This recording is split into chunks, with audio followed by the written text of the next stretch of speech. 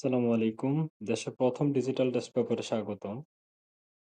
আজকের আমরা ভিডিওতে দেখব কিভাবে ই-টেস্ট পেপার অ্যাপটির বিভিন্ন ফিচার অফলাইনে ব্যবহার করতে হয়।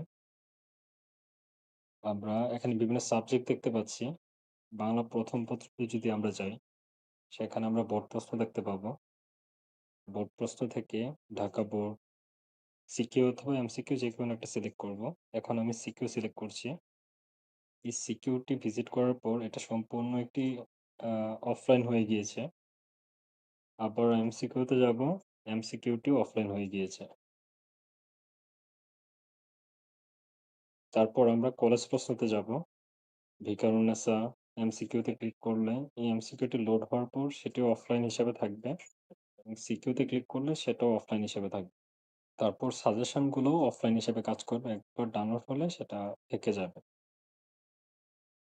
এখন আমি আমার ফোনের ডাটা অফ করে দেখাচ্ছি এবং অ্যাপ থেকে বের হয়ে আবার অ্যাপে ঢুকবো।